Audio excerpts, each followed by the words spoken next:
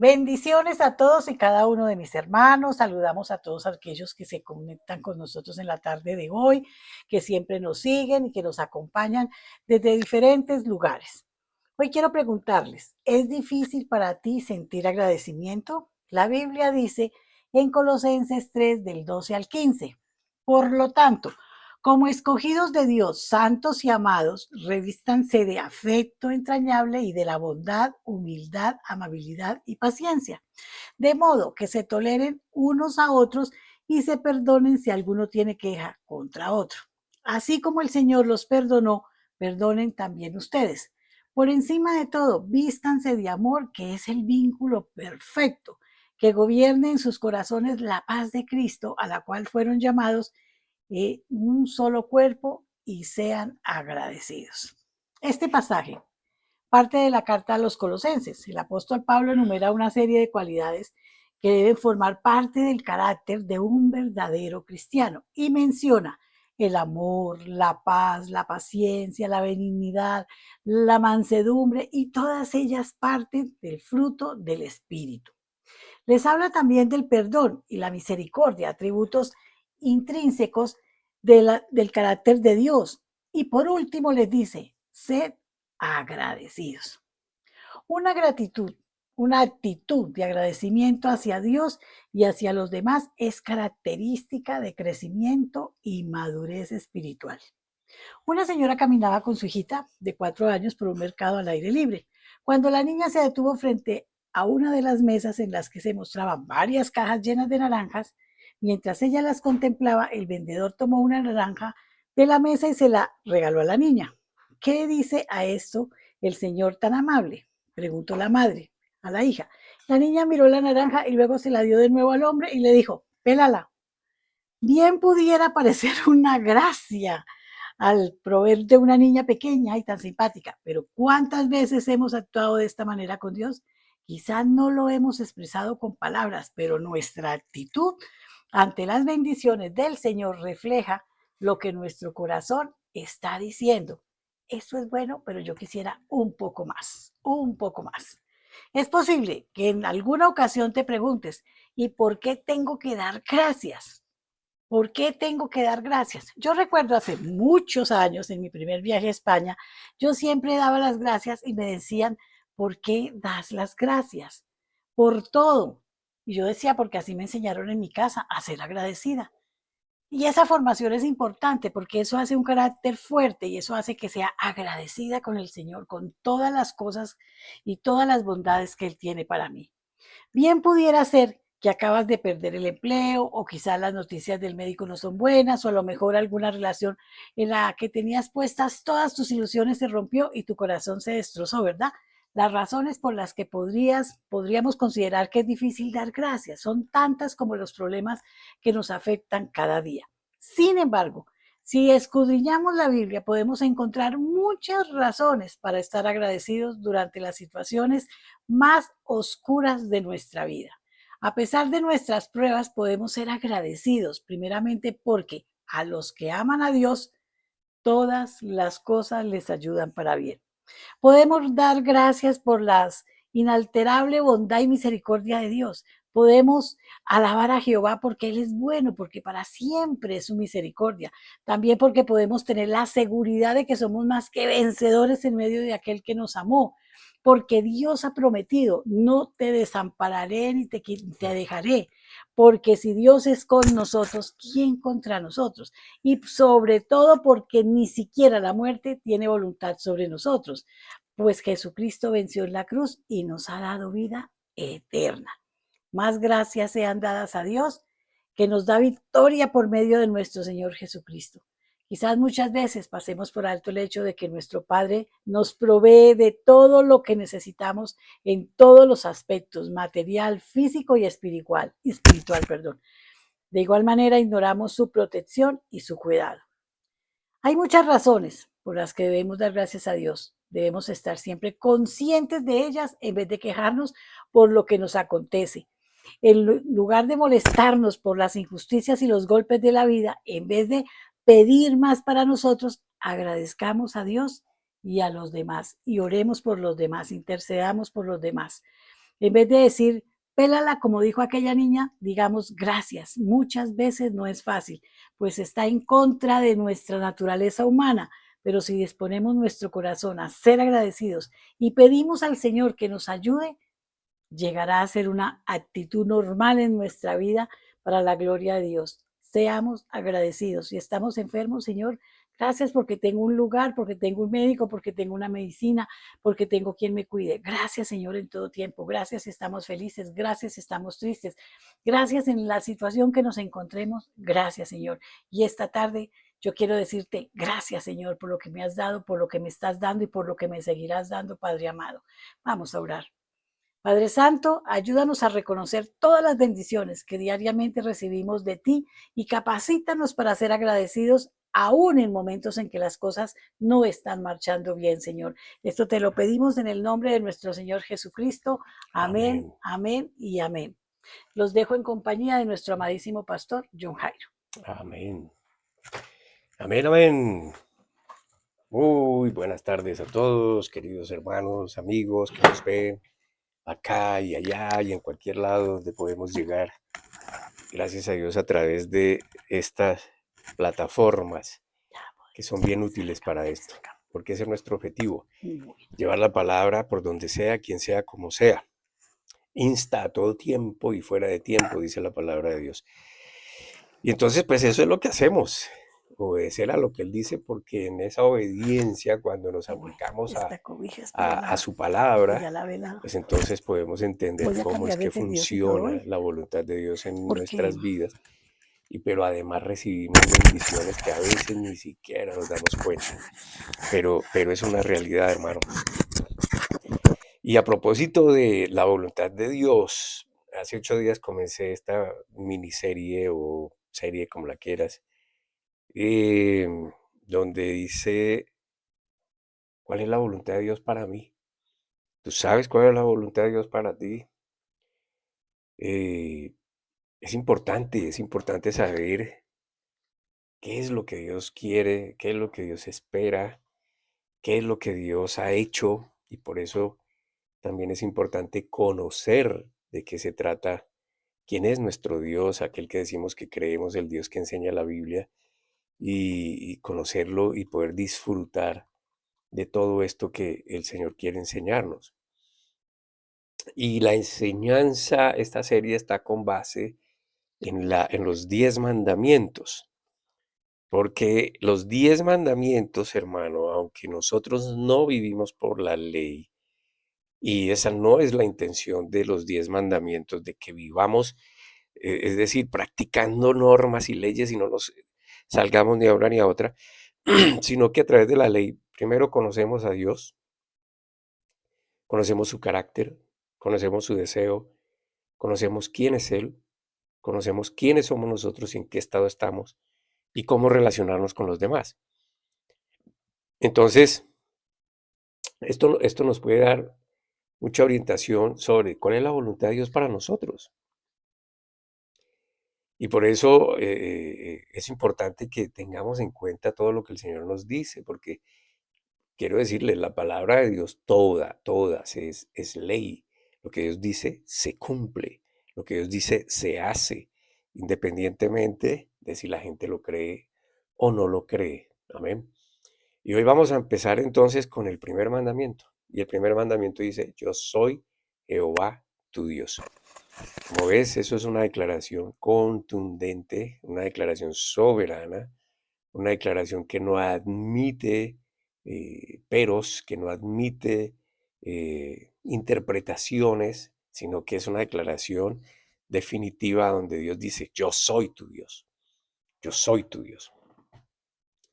Entonces, como les decía, hoy vamos a continuar con la serie sobre conocer la voluntad de Dios para cada creyente que ha nacido, por supuesto, esta enseñanza ha nacido del corazón de Dios para nosotros y de la inquietud que muchos creyentes, aún con años de estar escuchando el Evangelio, leyendo la palabra, participando en actividades dentro de las congregaciones, en seminarios, estudios, etcétera, etcétera, todavía no han comprendido cuál es la voluntad de Dios para ellos.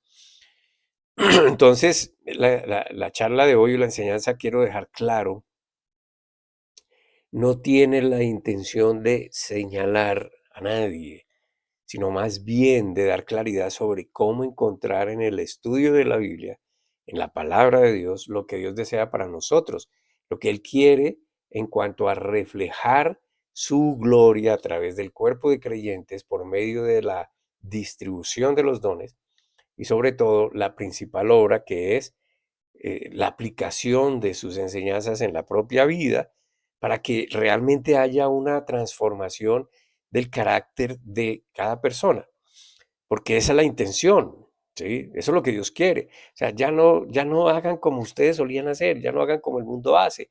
Esta es la verdad, yo se las enseño, aplíquense a ella y ustedes van a sufrir una transformación. Ahora, recordemos que la Biblia no enseña la práctica de una religión, ni la sujeción a una cantidad de reglas. Lo que sí enseña es el amor de Dios hacia cada persona que cuando lo entendemos, cuando abrazamos esta verdad que Dios nos revela sobre su amor, nos produce una nueva reacción, un producto natural que es de la nueva relación que se lleva a cabo a través de la palabra de Dios, del Espíritu Santo, que es el que nos da la interpretación, que nos da la revelación, que se trata de conocer a Dios, al Hijo y al Espíritu Santo mediante la fe, la creencia, partiendo de ese acto de amor en la cruz, aplicando la enseñanza en la propia vida para realmente poder comprender cómo opera esa voluntad de Dios expresada en la Biblia y cómo opera esa voluntad de Dios en cada creyente. Entonces, exige la fe en Dios una transformación que es responsabilidad de cada cual. Y esa transformación se da de acuerdo o conforme a su fe en Dios, ¿sí? De la forma de vivir usando la enseñanza para lograr ver la vida como Dios la diseñó y vivirla aún dentro de las limitaciones que existen por nuestro cuerpo que está en deterioro permanente. En otras palabras, hermano, y para tratar de dar un poco más de claridad, la ley de Dios fue revelada con el fin de que la humanidad supiera que Él existe, cuál es su participación en la creación, cuál es como creador su deseo para lo creado, su designio para lo creado, y cómo a pesar de que su máxima creación falló, que somos los hombres, puede lograr otra vez entrar en intimidad con Él usando, aplicando la palabra en su propia vida para que sepa qué desechar, qué aprovechar y en qué enfocarse.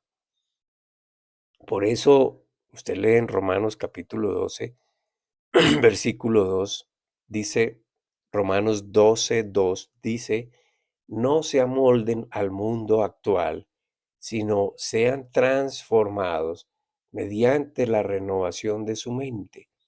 Así podrán comprobar cuál es la voluntad de Dios, buena, agradable y perfecta. Entonces, fíjense que es una tarea que requiere de entendimiento, que requiere, perdón, que requiere de fe, que requiere de convicción, que requiere de aceptación, de humildad, que requiere de perseverancia, que requiere de dominio propio. Amén. En fin, porque todo esto que el Señor nos va revelando, esto no entra a la mente y ya, se hizo una transformación. No, eso usted entiende, coge la idea, la medita en ella, pide sabiduría sobre ella y comienza a aplicarla, a vivirla conforme a esto que nos están enseñando. Y entonces su mente es, va siendo transformada. Y mediante esa transformación usted va entendiendo que la voluntad de Dios es buena, agradable y perfecta. Ahora bien, con esta introducción vamos a analizar esa ley primaria que son los 10 mandamientos, empezando por Éxodo capítulo 20, porque usted los va a encontrar ahí, entre otras partes, en Éxodo 20, desde el versículo 2 en adelante, o también puede buscarlo en Deuteronomio capítulo 4. Y digo los 10 mandamientos, es la ley primaria porque luego le fueron agregados 603 mandamientos que partieron de los 10 y fueron diseminándose y como profundizando en ello y entonces fueron creados muchos más mandamientos. En Éxodo 22:3 dice, yo soy el Señor, que te saqué de la tierra de Egipto, de casa de servidumbre. No tendrás dioses ajenos delante de mí. Yo soy el Señor que te saqué de la tierra de Egipto, en casa de servidumbre. No tendrás dioses ajenos delante de mí. Y antes de continuar, permítame decirle que usted no va a encontrar enumerados los 10 mandamientos en la Biblia. Es decir, el número 1, este, número 2, este no. Hay que estudiar, aprender a separar uno de otro. Ahora bien, el primer mandamiento revelado, que es se da a través de los judíos, Moisés viene con las tablas, les enseña los mandamientos a los judíos, dice claramente, no tendrás otros dioses delante de mí. Esa palabra delante no significa delante de mí en cuanto a rango u orden jerárquico, sino que significa no se permite, no se te permite tener dioses delante de mí. Eso es delante de mi cara, en mi presencia. Recuerde que Dios está en todo lugar. Dios puede saberlo todo. Entonces es un absoluto. Amén. Es un absoluto. Esto es soberanía. Dios está diciendo, yo soy. Y yo te digo, no lo hagas. Muy bien, otros dioses o otras cosas que tú quieras poner delante de Él. Ahora, recuerde, por favor, que estamos comprendiendo cómo a través del análisis de la ley de los 10 mandamientos, Dios comienza a revelarnos su voluntad para nosotros. Amén. Es decir, usando mis palabras, esto es lo que quiero que entiendas y que hagas. ¿Sí? Eso es la voluntad de Dios. Entonces, cuando decimos, ¿cuál es la voluntad de Dios para mí? Pues ya te la está revelando. ¿Cuál es? No tengas dioses delante de mí. Eso es lo que Dios quiere que hagas. Entonces, cuando consideramos el concepto bíblico de que la presencia de Dios es universal y que Él es omnipresente, pero además es soberano, ¿dónde se permitiría tener otros dioses? Pues en ninguna parte. Lo que realmente se está diciendo aquí en el primer mandamiento es que Dios dice que simplemente no se te permite tener ningún otro Dios porque Él es único, porque Él no ha sido creado y porque todo lo demás, lo que usted ve y lo que usted no ve, ha sido creado por Dios. Entonces Dios no permitirá que su gloria y su nombre sean compartidos con nada en el orden creado, que Dios y solo Dios debe ser el Señor de las naciones, el Señor de la gente, y solo Él debe ser tenido en cuenta para adoración, para dar gloria. Amén. No hay otro. Entonces piense usted como, por un momentico, trate de pensar como el creador y dueño de algo.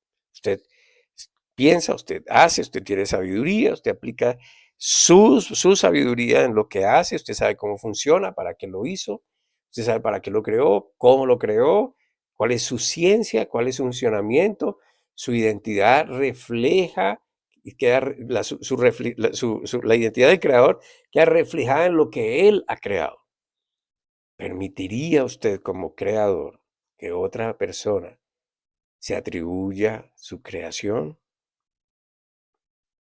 Nada de lo que pertenece a Dios debe ser asignado o atribuido a ninguna otra cosa.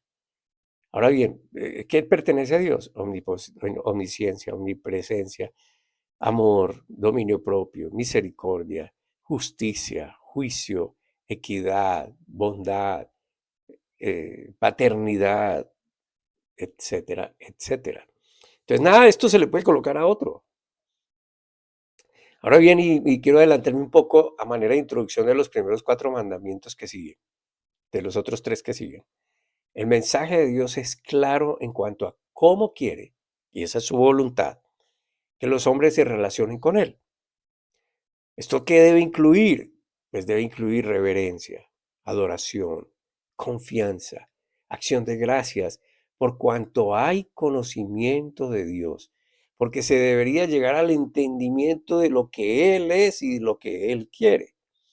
En toda la Escritura y en particular el Antiguo Testamento, prima el hecho de presentarse ante Dios con un espíritu de reverencia, de alabanza, de honra y sobre todo de adoración, que significa atribuirle el honor y la gloria que le son debidos.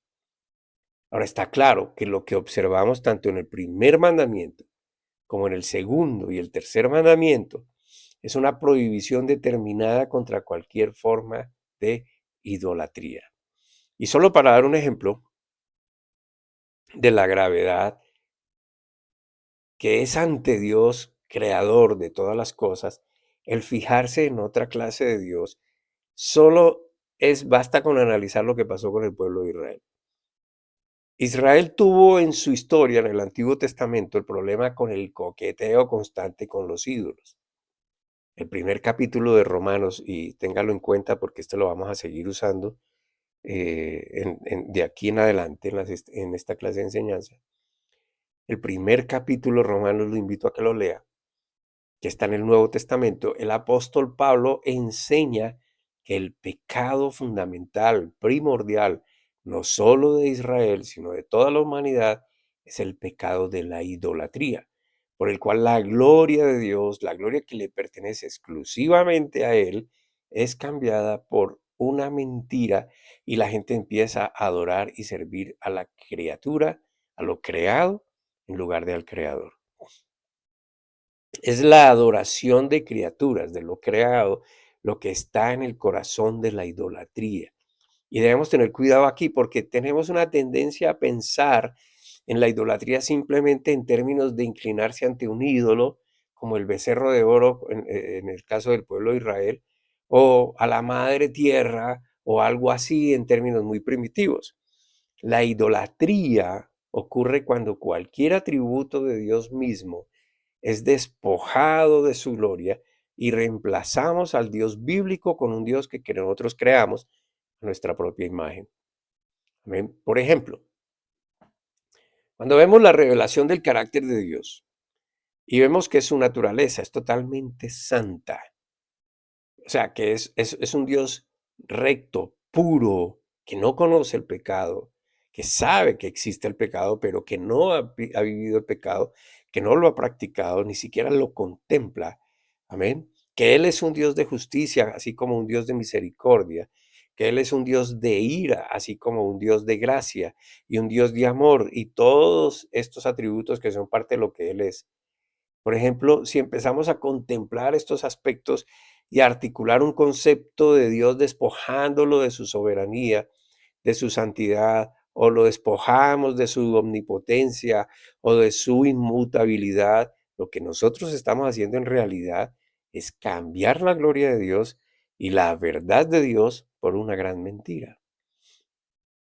Por consiguiente, dejamos de honrar a Dios como es Dios, a Dios como a Dios. Y esa es la acusación de Pablo en Romanos capítulo 1. La razón por la cual Pablo habla de la ira de Dios revelada contra todas las naciones y todas las personas es por la tendencia humana a hacer justamente eso, de quitarle la verdadera gloria al carácter de Dios y no a adorar al Dios que es. Por eso no creo que sea atrevido decir que todos, en mayor o menor grado, permitimos que elementos de idolatría se inmiscuyan en nuestra fe y en nuestra religión. Cuando no nos gustan ciertos aspectos de la existencia de Dios o de su voluntad y queremos borrar esos atributos de su carácter o nos oponemos a ellos, entonces el Dios al que estamos adorando no es el Dios verdadero. ¿Sí? No podemos despojar a Dios de lo que es y la Biblia revela lo que es su carácter y por lo tanto todos son sus atributos lo que analizamos. Y si usted despoja a uno de ellos porque a usted no le parece, pues entonces usted no está adorando al Dios verdadero. El Dios verdadero es el Dios que se revela en las Sagradas Escrituras. Es el Dios de la soberanía, es el Dios de la santidad, es el Dios de la justicia y todo lo demás. Un ejemplo claro de eso es cuando no aceptamos que Dios, por ejemplo, desata su ira contra todo lo que atenta contra lo que es el objeto de su amor. Las personas, ¿cuál es el objeto de su amor? La humanidad en orden, la humanidad, la naturaleza y lo demás. Ahí Dios creó todo para poner al hombre en dominio de todo esto. Y si hay algo que ataque a esto Él lo va a quitar. Las personas tienden a pensar que Dios es solo amor, lo que implica que Dios ni por un instante, ¿cómo se le ocurre que Dios va a castigar? Y eso es desconocer la Biblia, hermano. Ella es la misma fuente que nos dice que este Dios amoroso también es capaz de tener ira. Y no podemos tan solo escoger y elegir los atributos que nos gustan de Dios. Ahora, cuando usted piense en ira, no piense en la ira que a usted le da, porque su ira se despoja de todos los demás atributos. Dios no. Cuando Dios aplica ira, vamos a poner el ejemplo terrenal. Cuando nosotros aplicamos ira, ¿qué hacemos? Nos olvidamos del amor, de la misericordia, del perdón, de la paciencia, de la tolerancia. Nos enseñamos del conocimiento, nos olvidamos del conocimiento, de la ciencia, de todo esto. Dios no. Cuando Dios aplica ira, aplica todos sus atributos en conjunto contra ese objeto que quiere destruir.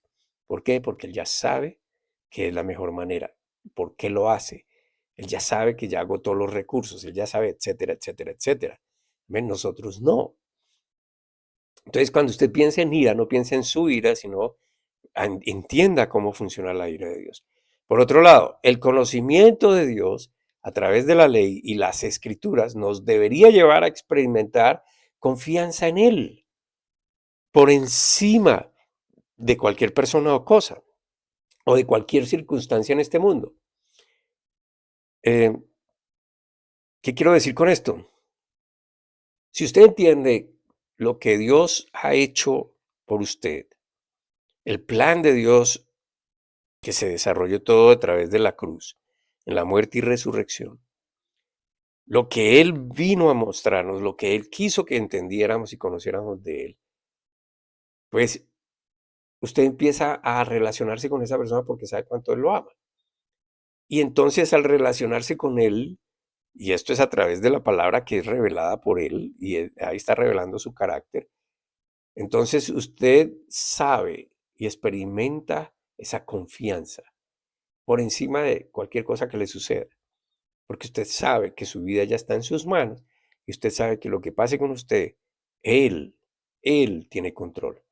Y eso no quiere decir que no podamos confiar en las personas, sino más bien en que la confianza a la que nos aferramos se basa en la salvación, se basa en el perdón de nuestros pecados, a la vida eterna prometida, es puesta en Dios esa confianza y solamente en Dios. Nada más puede otorgarle a usted eso, porque nos aferramos a este mundo de tal manera que ni siquiera estimamos el que hay vida después de esto, que la vida que ofrece Dios es incorruptible total, es de paz total, es de gozo total, es de perfección total.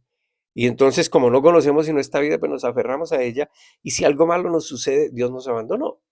Amén. Pero cuando usted conoce, hay tal confianza que no importa, Dios lo va a sacar a usted victorioso. Ahora, lo que deberíamos preguntarnos primero es si entendemos lo que es la salvación. ¿Salvos de qué?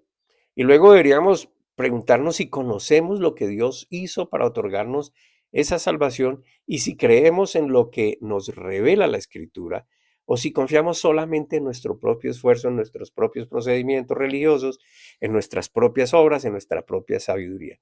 Porque dependiendo de la respuesta que usted dé a esto, entonces cada cual entenderá en qué cree y en dónde está puesta su confianza. Amén. Y le vuelvo a explicar, hermano, y le vuelvo a decir, la única, el único libro que habla del Padre y del Hijo y del Espíritu Santo como una sola deidad representada en tres personas que tienen una misión, cada uno que lograr, amén, en la Biblia. Si usted dice que usted es cristiano, que usted cree en Jesucristo, el libro que habla de Jesucristo como el Hijo de Dios, como Dios mismo, como el Cristo, es la Biblia. Si usted dice que si usted cree en el Espíritu Santo, el único libro que habla del Espíritu Santo como una promesa dada a aquel que tenga fe en lo que Él hizo en la cruz, pues es la Biblia. El único libro que enseña a Dios como padre, queriéndose relacionar con sus hijos, perdonando el pecado de sus hijos a través del sacrificio en la cruz, es la Biblia, no hay otro. Así que si usted dice que es cristiano, pero no lee la Biblia, pues usted perdóneme que se lo diga, pero usted es de título. ¿Amén? Usted no sabe ni siquiera en lo que cree, no sabe por qué cree, qué es lo que cree. Ahora bien, si su confianza entonces está puesta en Dios, y de nuevo, esa es la voluntad de Dios para usted, que usted aprenda a conocerlo y a tener confianza en Él y a depender de Él. Entonces, ese es el nombre, ese es el camino que usted debe invocar y por ahí, por lo que Él enseña, caminar.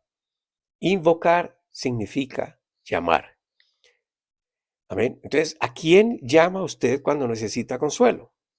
Cuando usted necesita saberse perdonado, cuando usted necesita saber qué hacer, cuando usted necesita sabiduría, cuando usted necesita paz, cuando usted necesita confianza, esperanza. ¿A quién acude? Y ahí si usted se va a dar cuenta si realmente su confianza está puesta en yo soy Jehová tu Dios.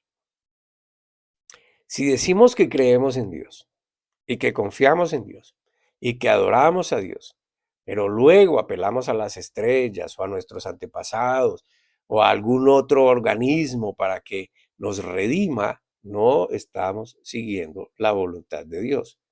Pero peor aún, solo tenemos un Dios que definitivamente no conocemos, sino que queremos que haga nuestra voluntad y responda conforme a nuestra voluntad o a nuestros deseos. O sea que tampoco conocemos a Dios. No conocemos al Dios verdadero y por lo tanto acudimos a lo creado o a lo que creamos en nuestra propia mente como recurso divino, alguien a quien adorar. Si Él dice, yo soy Jehová tu Dios, no hay otro. Usted tiene que empezar a entender esto. Nuestra invocación, nuestra confianza en la ayuda debe ser una confianza en la ayuda de Dios, de cuyo cuidado nosotros aprendemos a depender. Cuando establecemos la voluntad de Dios en cuanto a cómo Él desea que nos relacionemos con Él, aprendemos entonces a ser agradecidos, a dar gracias, a dejar que la gratitud aflore en nuestro ser, porque entendemos que lo que Dios haga es lo perfecto para nosotros, aun cuando no nos guste, no nos parezca o creamos que no nos ha escuchado. Volviendo otra vez a Romanos 1, y le pido otra vez, por favor, lea el capítulo completo. Pablo dice que Dios se revela a través de la creación, que los hombres restringen esta verdad con injusticia y se involucran en esa idolatría. Y él sencillamente deja a los hombres a lo que desean hacer y vivir. Esto es un resumen del capítulo 1. Entonces, si usted no lee la Biblia, si usted no le han enseñado, dice el Señor que a través de su creación podemos entender que hay Dios. ¿Cómo es eso? Pues hermano, vaya al campo, vaya al jardín suyo, mire la flor o la matica que tiene ahí dentro de su casa o su apartamento. Obsérvela, pregúntese, ¿para qué fue creado? ¿Qué objetivo tiene? ¿Por qué la diversidad de colores, de texturas, de formas? ¿Qué le produce eso? ¿Qué le dice eso de quien la creó? Amén. Y entonces cuando usted hace este análisis, va a concluir que hay un Dios, un creador. Pero note por favor que estas personas que Pablo describe en el capítulo 1 de Romanos, refiriéndose a los judíos sacados de Egipto, de la esclavitud por el poder de Dios, prefirieron ignorar la adoración a Dios para adorar sus propios ídolos, sus propios cuerpos y principios de vida inmorales, dando rienda suelta a su propia sabiduría. Entonces uno puede ponerse en el trono de señalar y dice, pero es que estos israelitas, estos judíos, la embarrada o la...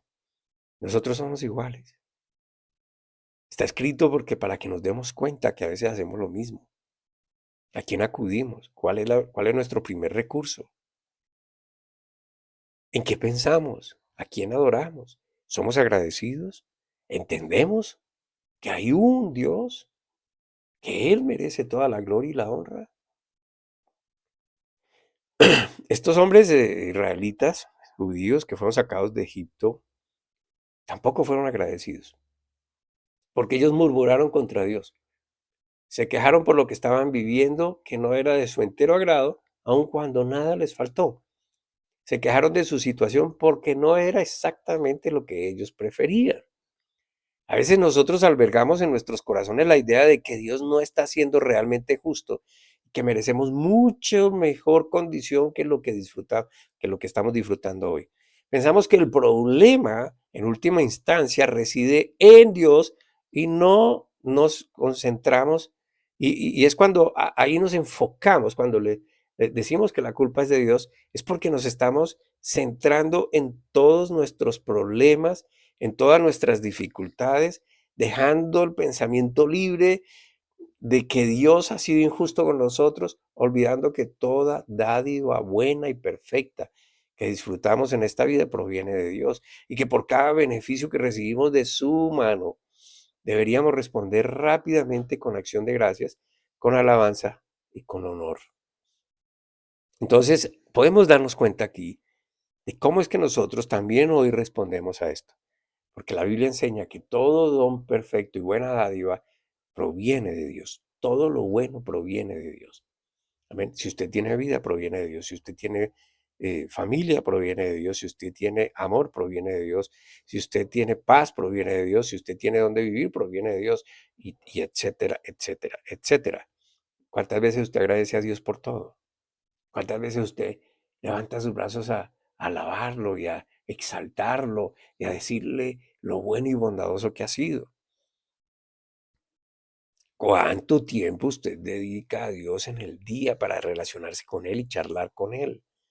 ¿Y cuánto tiempo deja que sus pensamientos sean envenenados por lo que usted no ha recibido que usted quiere, como usted lo quiere?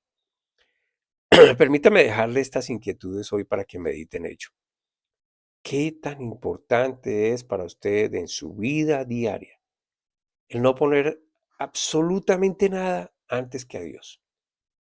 Es decir, ¿qué tan importante es para usted siempre acudir a Dios? Siempre, para cualquier cosa, para alabarlo, para bendecirlo, para agradecerle, para descargarse ante Él.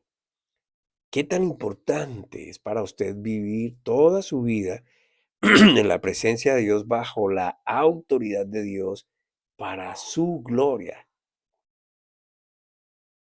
¿Cómo es esto? Sí, hermano. La presencia de Dios es inminente. Usted la reconozca o no, Dios está ahí. La presencia de Dios debería ser viva para nuestra conciencia, es decir, yo sé que Él está. La presencia de Dios indica que Él quiere algo con usted y eso está expresado a través de la Biblia. Cuando yo me aplico a lo que Él me enseña, cuando yo hago como Él me enseña, estoy bajo la autoridad de Dios. Y cuando hago esto, entonces Él recibe esa gloria. Eso es lo que quiero decir. Porque la conclusión al entender el mensaje es que el fin para el que hemos sido creados, que Él sea todo en todos.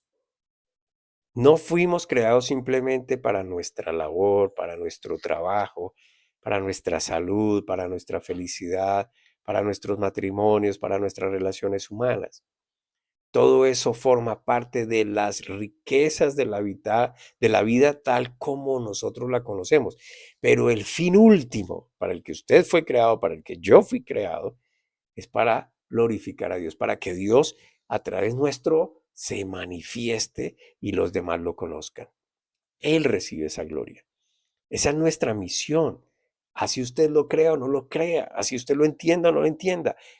Es para eso fuimos creados. Cuando usted crea algo, haga algo con sus manos, aplique su sabiduría para hacerlo, hágalo como lo quiere hacer, y me imagino que lo quiere hacer perfecto. ¿Para qué para qué lo está creando y por qué lo está creando? Seguramente usted lo crea para algo que le retribuye. Ay, perdón, perdón. Entonces ese es el propósito, ese es nuestro destino, ese es el propósito por el que nosotros respiramos, lo entendamos o no, nos parezca o no. Esa es la realidad de Dios para nosotros y por eso conocerlo, entenderlo y vivir como Él enseña le da el sentido correcto a la vida. Algunos lo disfrutan en plenitud cuando lo van a disfrutar plenamente cuando dejen este cuerpo, pero otros tristemente recibirán lo que quisieron siempre. Amén, lo que desearon siempre. Y pregúntese usted cuáles son los beneficios de lo que usted ha deseado siempre. ¿Lo ha logrado? ¿Qué le ha traído? ¿El proceso de querer adquirirlo le ha contribuido en algo? ¿Lo ha amargado? ¿Lo ha entristecido? ¿Lo ha llenado de ansiedad? ¿Lo ha frustrado? Etcétera, etcétera. Piense en esto. Yo le invito a que lo haga. Y esto es solamente el primer mandamiento, pero oído que de allí se desprenden una cantidad de cosas. Solamente dése cuenta que le está diciendo, yo soy Jehová, tu Dios. Y lo demás es que le está dirigiendo al pueblo de Israel. Pero la declaración es esta, yo soy tu Dios, yo soy tu Dios. Ah, pero pastor, esto le fue dicho a los israelitas. Sí, hermano, pero por algo quedó escrito. Y quedó escrito para que lo entendamos, para que lo conozcamos, porque ese fue el objetivo de haber hecho de la descendencia de Abraham todo un pueblo que se llamó Israel, para que ellos enseñaran al Dios, pero no lo hicieron. Y por eso vino Jesús, para enseñarnos a Dios. Y por eso todo esto está escrito, para que lo conozcamos a Él. Si la gente lo cree o no, ya no es problema de Dios. Pero yo lo invito a que usted lo crea. Amén. La próxima semana vamos a seguir con la enseñanza y vamos a tratar el versículo 2, que para algunos va a ser bastante fuerte, pero para todos va a ser de claridad en cuanto a cuál es la voluntad de Dios. Si usted no lo ha entendido, este es tiempo de que lo entienda. Amén. La voluntad de Dios primero es que sepas que Él es su Dios.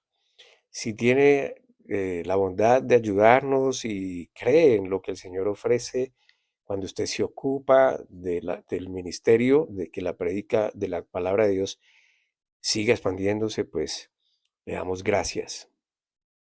Gracias por su bondad y su amabilidad con nosotros. Y espero que Dios le provea a todas sus necesidades, pero aún más allá de que Él lo cure y lo colme de cosas materiales, deseo para usted, hermano, que usted tenga el conocimiento de Dios, que Dios le quite vendas si las tiene, y le permita cada vez más conocerlo a Él e intimar con Él y gozar de su presencia en su vida. Todo esto en el nombre de Cristo Jesús. Amén.